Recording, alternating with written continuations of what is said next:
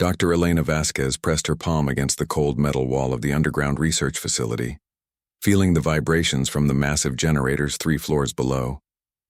The Antarctic wind howled above them, but down here in the depths of Station Omega, the only sounds were the hum of computers and the steady breathing of her sleeping colleagues. She couldn't sleep. Not after what she had discovered in the data from the Deep Space Radio Telescope Array. For 3 months they had been receiving signals from beyond the solar system, patterns that seemed almost too organized to be natural phenomena. Tonight she had finally cracked the mathematical sequence hidden within the transmissions. The message was simple and terrifying. Evacuation complete. Surface bombardment begins in 72 hours. Elena's hands trembled as she reviewed her calculations for the 100th time. The signal originated from approximately 4 light-years away, in the direction of Proxima Centauri. But what made her blood run cold was the timestamp embedded in the transmission. It had been sent exactly 75 hours ago, accounting for the time it would take light to travel from its source to Earth. That meant they had less than 3 hours before whatever was coming would arrive. She thought about waking Dr. Chen, the station commander, or Dr. Martinez from the linguistics department. But would they believe her? Would anyone believe that humanity's first contact with extraterrestrial intelligence was a countdown to destruction? Elena had joined the Antarctic Deep Space Communication Project to search for signs of life among the stars. She had dreamed of making history, of being the first person to decode a message from another world. Now that dream had become a nightmare. The transmission wasn't a greeting or an attempt at communication. It was a warning or perhaps a notification of completed evacuation procedures before some kind of attack. The facility housed 43 of the world's brightest scientists and engineers, along with support staff. They were completely isolated, 1,200 miles from the nearest research station, connected to the outside world only by satellite communications that worked sporadically during the harsh Antarctic winter. Elena grabbed her tablet and began composing an emergency. Transmission to NASA headquarters. Her fingers hesitated over the keyboard. How do you tell the world that you've intercepted what appears to be an alien countdown to Earth's destruction? How do you explain that the signal's mathematical precision and embedded temporal data suggest technology far beyond human capability? Outside, the wind grew stronger, rattling the reinforced windows of the communication center. Elena looked up at the ceiling, imagining the vast darkness of space beyond the ice and snow. Somewhere out there, something was heading toward Earth, and she was the only person who knew about it. She thought about her sister Maria back in Mexico City, probably getting ready for work right now, completely unaware that her world might end in less than 3 hours. She thought about her parents, her friends, the billions of people going about their daily lives while an unknown threat approached their planet. Elena made her decision. She would send the alert to every major space agency, military installation, and research facility she could reach. Let them think she was crazy. Let them dismiss her as a scientist who had spent too many months in isolation. At least she would have tried to warn them. As she began typing the emergency message, her computer screen flickered. The Deep Space Array was picking up another transmission, this one much stronger than the others. Elena's heart pounded as she redirected all available receivers toward the signal source. The new message was different. Instead of mathematical sequences, it contained what appeared to be images, transmitted as digital data streams. Elena's computer began reconstructing the images, and what she saw made her drop her coffee cup, sending hot liquid splashing across the floor. The images showed Earth from space, but not as it appeared now. These were pictures of a green, vibrant planet covered with massive cities and structures that looked nothing like human architecture. The images seemed to show Earth as it had been or might be, inhabited by beings that were definitely not human. Elena realized that the signals weren't coming from another star system at all. They were coming from much closer, possibly from ships already in Earth's solar system. The countdown wasn't for a distant attack. It was for something that was about to happen right now, and she was the only person on Earth who knew about it. Elena's emergency transmission had barely finished uploading when the first explosion shook the research station. The lights flickered, and somewhere in the distance an alarm began blaring. She grabbed her tablet and ran toward the command center, her footsteps echoing through the narrow corridors. Dr. Chen was already there, frantically checking instruments and trying to establish contact with the outside world. His usually calm demeanor had vanished, replaced by barely controlled panic. "Elena, thank God you're here. We've lost all satellite communications. Something is interfering with every signal going in or out of this facility." "Commander, I need to tell you something about the deep space signals," Elena began, but Chen cut her off with a raised hand. "Not now, Elena. We have bigger problems. Look at this." He pointed to a monitor showing the facility's external cameras. Through the swirling snow, strange lights were moving across the Antarctic landscape. They weren't aircraft, at least not any aircraft Elena had ever seen. They moved with impossible grace, changing direction instantly without any regard for momentum or physics as she understood it. Dr. Martinez burst through the door, her face pale with fear. "The seismic sensors are going crazy. There's something massive moving beneath the ice, maybe half a mile down. The readings suggest it's been there for a while, possibly years, just sitting dormant until now." Elena felt the pieces clicking together in her mind. The signals hadn't been a warning about an incoming attack. They had been activation codes for something that was already here, something that had been waiting beneath the ice of Antarctica for who knows how long.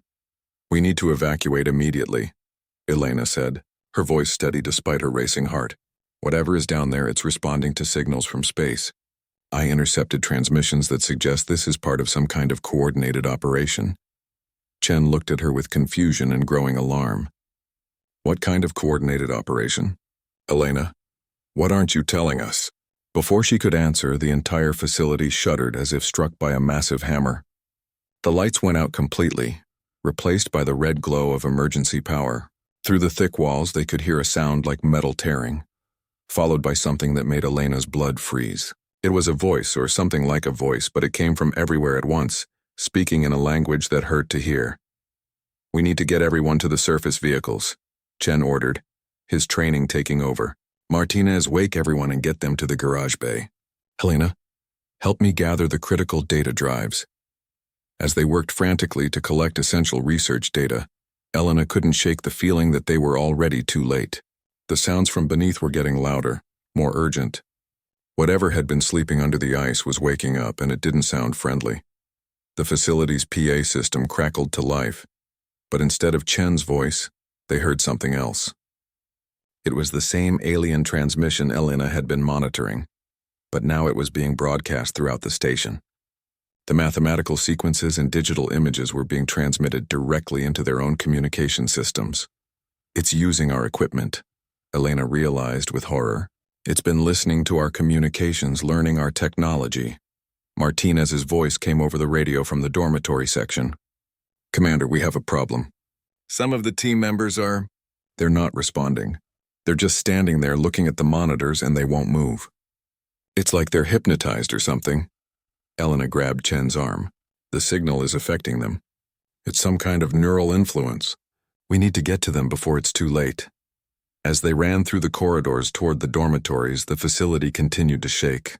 The sounds from below were getting closer, and Elena could swear she heard machinery starting up. Massive engines that had been silent for possibly thousands of years. When they reached the dormitory section, they found 12 of their colleagues standing motionless in front of computer screens, their eyes reflecting the strange patterns being displayed. The screens showed more images now, clearer than before. Elena could see vast underground chambers carved into the ice, filled with technology that looked both ancient and impossibly advanced. "Dr. Peterson, can you hear me?" Martinez shook one of the affected scientists, but he didn't respond. His eyes remained fixed on the screen, and Elena noticed that his pupils were dilated, as if he was in some kind of trance. The facility shuddered again, more violently this time. Chunks of ice and concrete fell from the ceiling, and Elena realized that whatever was beneath them was rising to the surface. The research station had been built directly above something that was never supposed to wake up, and now her intercepted signals had apparently triggered its activation. "We need to leave them," Chen said reluctantly. "If we can get to the surface and call for help, maybe we can come back for them." Elena looked at her hypnotized colleagues and made a decision that would haunt her for the rest of her life. "No, Commander. We can't abandon them, but I think I know how to break the signal's influence. We need to overload the communication array with a feedback pulse. It might disrupt whatever frequency is controlling them." Elena raced back to the communication center while Chen and Martinez tried to physically move the entranced scientists. The facility continued to shake, and she could hear the groaning of metal and ice as something enormous pushed upward from the depths below their feet. At the control panel, Elena's fingers flew over the keyboard as she attempted to reverse engineer the alien signal. The mathematical patterns she had decoded earlier were the key. If she could create an inverse frequency and amplify it through their entire communication array, it might disrupt the neural influence affecting her colleagues. The screens around her flickered with more images from below. She could see vast corridors carved through solid rock and ice, filled with structures that seemed to blend organic curves with crystalline geometry. Moving through these corridors were shapes that made her mind struggle to process what she was seeing. They weren't human, but they weren't entirely alien either, as if they had once been something like humans but had been changed, adapted for purposes she couldn't comprehend. "Elena, whatever you're doing, do it faster," Chen's voice came over the radio. "The affected team members are starting to move. They're walking toward the lower levels, and we can't stop them without using force." She input the final calculations and prepared to send the inverse signal through every speaker, monitor, and communication device in the facility. As her finger hovered over the transmission button, Elena hesitated. What if disrupting the signal made things worse? What if it triggered something even more dangerous than what was already happening? The decision was made for her when the floor beneath her feet suddenly cracked, and she could see light coming from below. Not artificial light, but something that pulsed with an organic rhythm, like a massive heartbeat. The inverse signal went out just as the facility's foundation gave way. The effect was immediate and dramatic. Throughout the station, the hypnotized scientists suddenly collapsed, freed from whatever influence had controlled them. But Elena's victory was short-lived. The light from below grew brighter and she could hear voices, human voices, screaming in terror and confusion. "Elena, get out of there now." Martinez's voice crackled over the radio. "The entire lower level is collapsing into some kind of cavern. We can see structures down there, and they're not natural."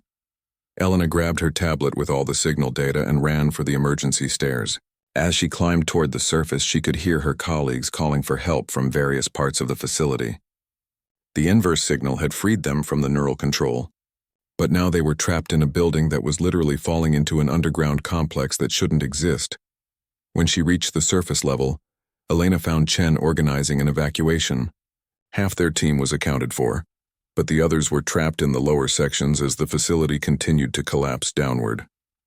"The vehicles are ready," Chen reported, "but we can't leave without the others." Elena looked at the tablet in her hands. The signal intercepts showed more activity now, communications between the underground complex and something in space. She realized that their presence at this location had never been a coincidence. The research station had been built here deliberately, though none of them had known it at the time.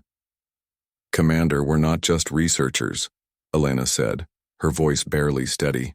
"We've been brought here for a purpose. Look at this data. The signals indicate that this facility has been monitored for years.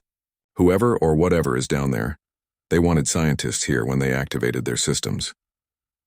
As if to confirm her words, the ground around the research station began to crack and shift. Through the fissures, they could see the glow of the underground complex growing brighter. The screams of their trapped colleagues echoed from below, but they were changing, becoming less human and more like the voices Elena had heard in the alien transmissions. Martinez pointed toward the horizon, where strange lights were approaching across the ice. "Those aren't rescue vehicles," she said quietly. "They're moving too fast and too low to be aircraft." Elena checked her tablet one more time and felt her heart sink. The final transmission in the sequence was just coming through, and its message was clear even without full translation. The evacuation phase was complete. Whatever had been sleeping beneath the Antarctic ice was now fully active, and the research station had served its purpose as some kind of activation beacon. "We need to reach the emergency shelter and try to contact the outside world," Chen decided. "Elena, can you determine if there are other facilities like this one? Other locations where they might be activating similar installations?" Elena's fingers trembled as she accessed the final data files. What she found made her wish she had never intercepted the signals in the first place. The transmission contained coordinates, dozens of them, scattered across the globe.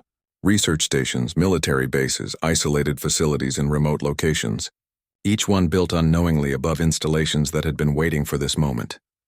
"Commander," Elena said, her voice barely above a whisper, "this isn't just about our facility. They're activating sites all over the world, and according to this data, the activation sequence started hours ago. The lights approaching across the ice were getting closer, and Elena could see that they weren't vehicles at all. They were the same beings she had seen in the underground images, but now they were moving across the surface, heading directly toward their location. Behind them, more figures were emerging from the cracks in the ice, rising from the depths of their ancient hiding place. Elena and the remaining team members reached the emergency shelter, just as the first of the approaching figures arrived at their collapsed research station. Through the shelter's reinforced windows, they watched in fascination and horror as the beings moved through the wreckage with purpose and precision. The creatures were roughly humanoid but clearly adapted for harsh environments. Their skin appeared crystalline, reflecting the strange light that emanated from the underground complex. They moved without the cumbersome protective gear that humans required in the Antarctic cold, seemingly immune to the sub-zero temperatures and howling winds. "They're searching for something," Martinez observed, pressing against the window. "Look how methodically they're going through the debris." Elena checked her tablet and found new data streaming in from the signals. The transmissions now included what appeared to be biological readings, scanning signatures that matched human life forms. With growing dread, she realized what they were searching for. "They're looking for us," Elena said. "The neural control phase was just the beginning. They need human subjects for something, and we've been specifically selected." Chen moved away from the window and began checking the shelter's defenses. The structure had been designed to withstand Antarctic storms and potential equipment failures, but it had never been intended to protect against intelligent hostile forces. The reinforced walls and emergency supplies would only buy them time. "Elena, you need to tell us everything you know about these signals," Chen demanded. "No more partial explanations. If we're going to survive this, we need to understand what we're dealing with." Elena took a deep breath and began explaining her discoveries. The signals had been emanating from multiple sources, not just the underground Antarctic installation. The mathematical sequences contained instructions for coordinated activation of similar sites worldwide. The beings weren't invaders from another planet. They were something that had been on Earth far longer than humanity, waiting for the right time to reclaim their territory. The research stations, the military bases, the remote facilities, Elena continued. They were all built on sites that had been marked for activation.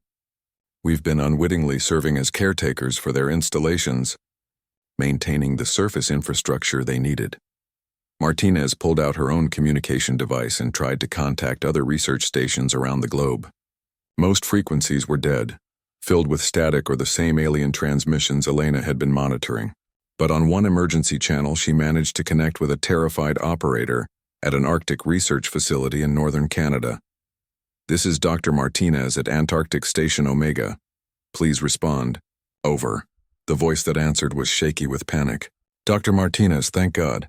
This is Dr. Williams at Borealis Base. We're under siege here. Our facility has partially collapsed into some kind of underground structure we never knew existed. Most of our team has been taken by creatures that emerged from below. They're not killing anyone, but they're doing something to them, changing them somehow." Elena felt her worst fears confirmed. The global activation was proceeding as planned, and research teams worldwide were being collected for purposes they couldn't understand. She looked at her tablet and saw new coordinates appearing in the transmission data, locations moving toward centralized collection points. "Dr. Williams, are you able to monitor any communications from the creatures?" Elena asked, taking Martinez's radio. "We've detected transmissions, but they're not in any language we recognize. However, the affected team members seem to understand them perfectly. It's as if the neural control process doesn't just hypnotize people. It fundamentally alters their brain chemistry to enable communication with these beings." Chen had been monitoring their immediate surroundings and suddenly grabbed Elena's arm. "They've found us. The creatures are moving toward this shelter, and they're bringing some of our people with them." Through the window, Elena could see Dr. Peterson and 3 other colleagues from their station walking alongside the crystalline beings. But something was wrong with her former teammates. They moved with the same fluid grace as their escorts, and when she got a clear look at Peterson's face, she saw that his eyes had developed the same reflective quality as the creatures. The neural control wasn't temporary, Elena realized with horror. It's a permanent transformation process. They're converting humans into something like themselves. The beings and their converted human escort stopped just outside the shelter. One of the creatures stepped forward and placed its hand on the reinforced door. The metal began to glow and then simply dissolved, leaving an opening large enough for them to enter. Peterson walked into the shelter first, and when he spoke, his voice carried the same harmonic quality Elena had heard in the alien transmissions. "Elena, Dr. Chen, Dr. Martinez, you need to come with us.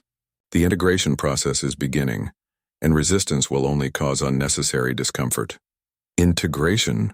Chen stepped protectively in front of his remaining team members. "Peterson, what have they done to you?" Peterson's transformed features showed something that might have been sympathy. "They haven't done anything to me, Commander. They've shown me what I was always meant to become. Humanity has been developing toward this point for millennia. We're not being conquered. We're being elevated to our next evolutionary stage."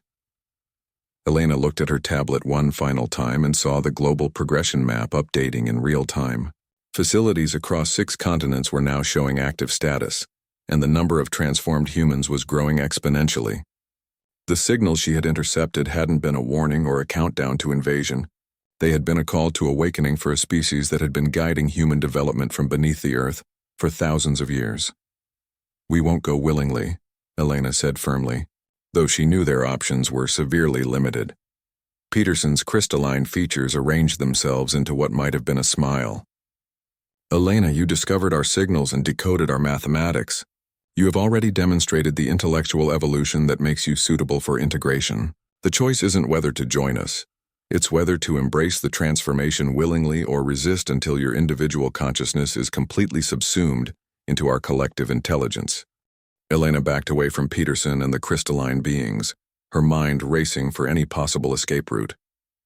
The emergency shelter had been designed to be secure, but that security was now working against them, trapping them inside with their transformed colleague and his escorts.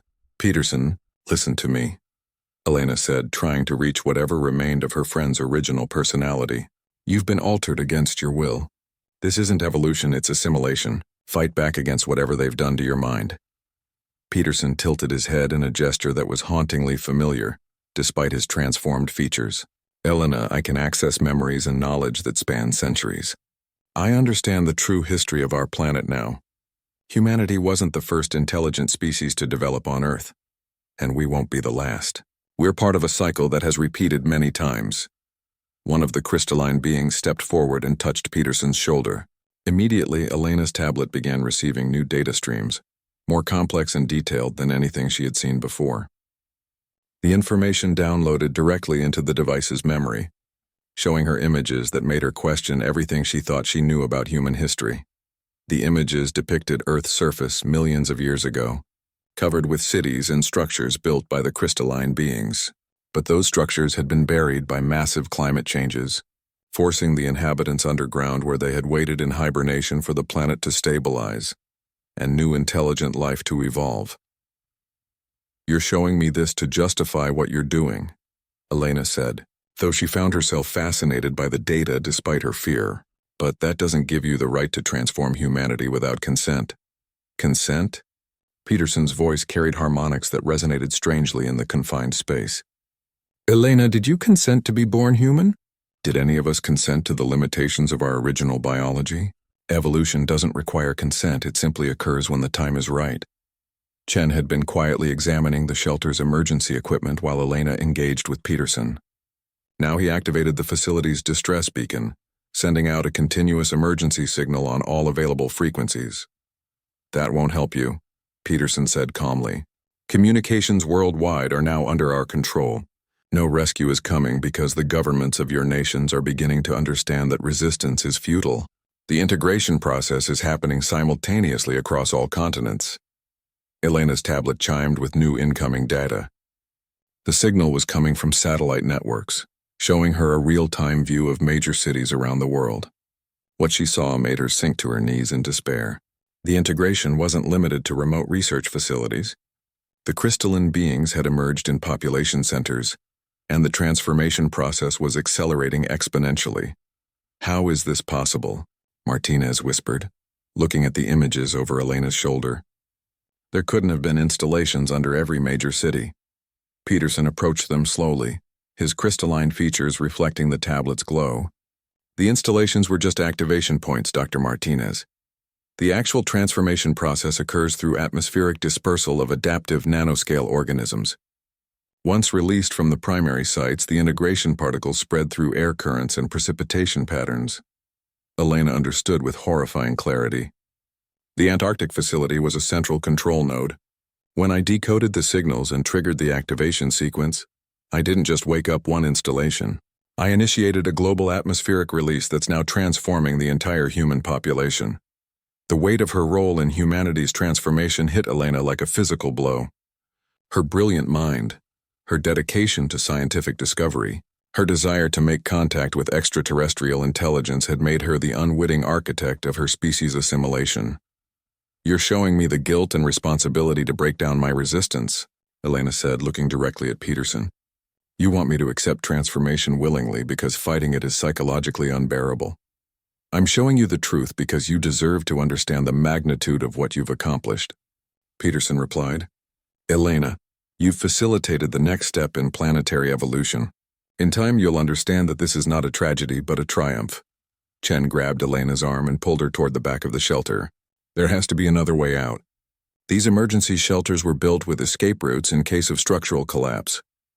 Elena allowed herself to be led toward the shelter's rear section, but she knew it was futile. The beings had been planning this transformation for millennia. They would have accounted for every possible human response and reaction. As they searched for an escape route, Elena's tablet received one final transmission. This one was different from the others, not coming from the crystalline beings but from a source that identified itself as the Global Defense Initiative. The message was brief but offered a glimmer of hope she hadn't expected to find. "This is General Morrison broadcasting. On emergency frequency Delta 7, to any unaffected personnel receiving this transmission. We have established safe zones in underground military installations, not connected to surface infrastructure. The transformation process appears to be blocked by certain electromagnetic fields. If you can reach coordinates being transmitted with this message, we may be able to preserve human consciousness until we can develop countermeasures." Elena looked at the coordinates and felt her heart sink.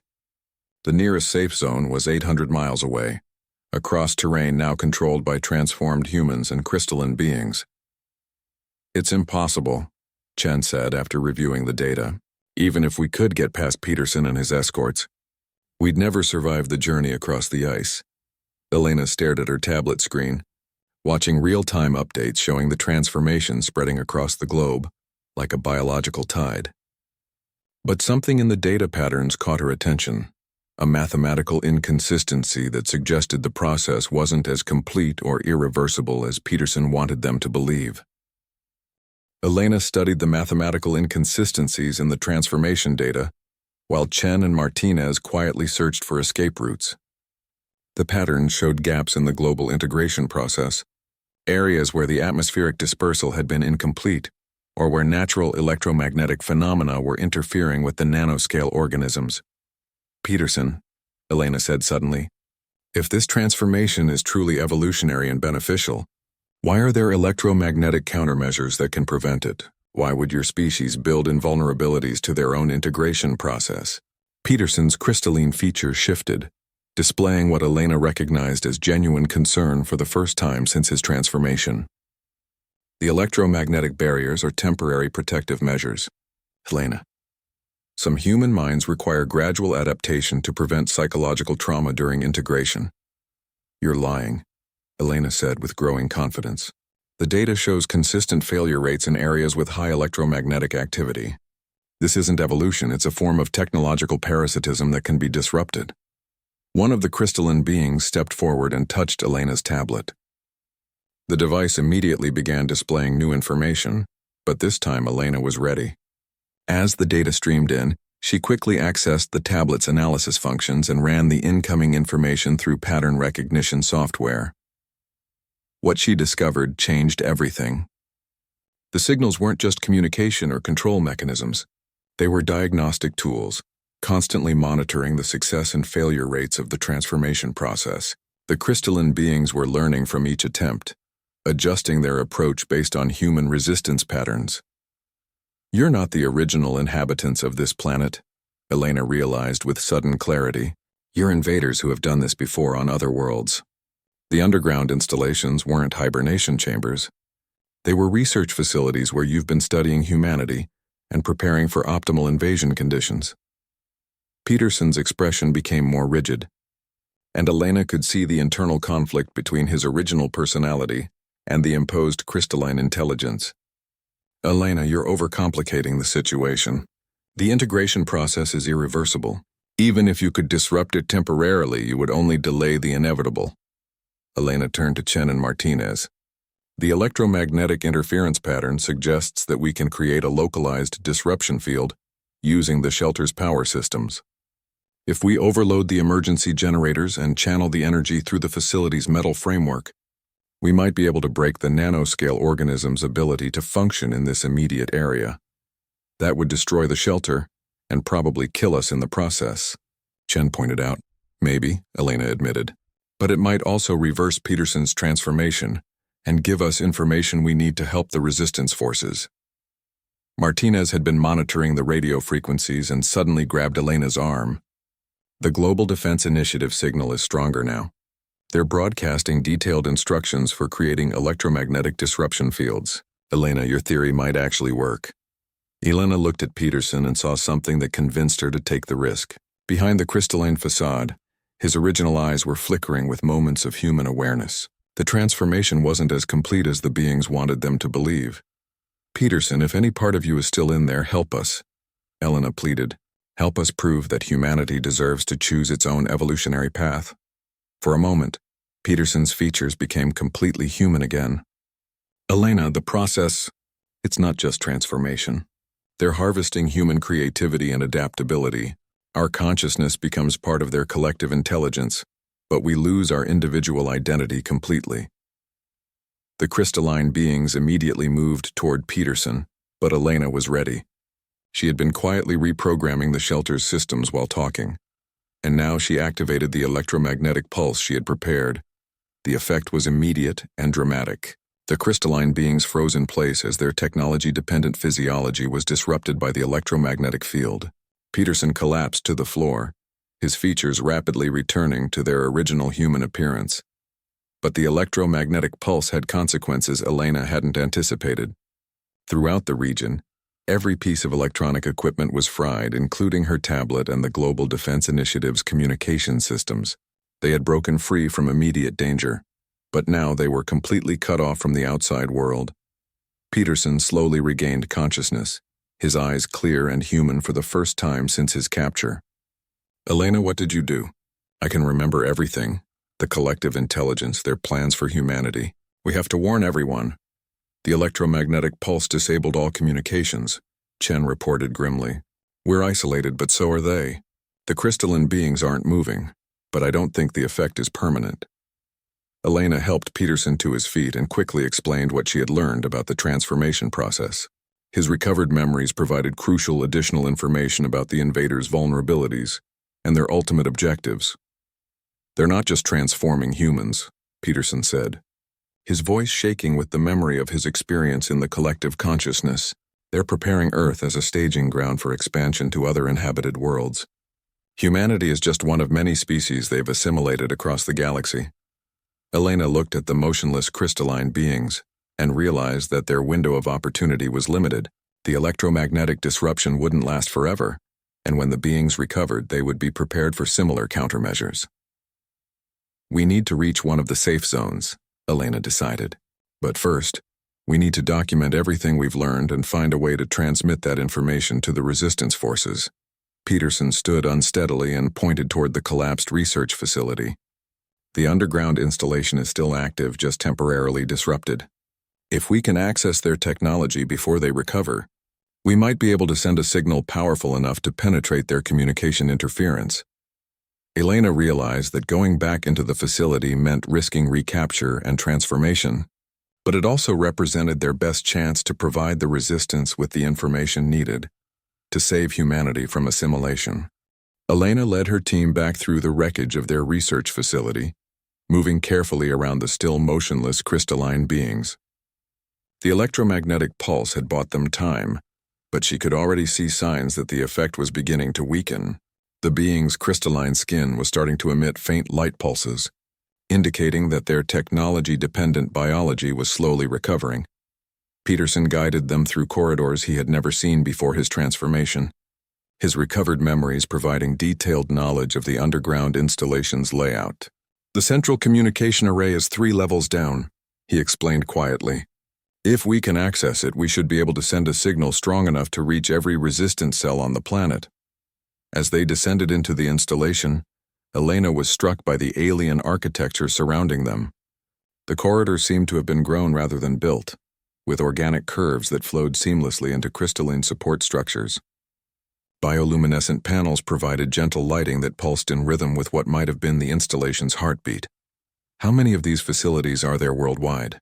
Martinez asked as they navigated deeper into the complex. "Hundreds," Peterson replied, his voice heavy with the weight of recovered memories. "They've been preparing for this moment for over a century, building installations beneath strategic locations and slowly influencing human development to make us suitable for integration." Elena paused at an intersection, consulting Peterson's memories to choose the correct path. As they continued deeper, she noticed that the installation's technology was beginning to reactivate. Displays that had been dark were flickering back to life, and she could hear the distant hum of machinery powering up. "We're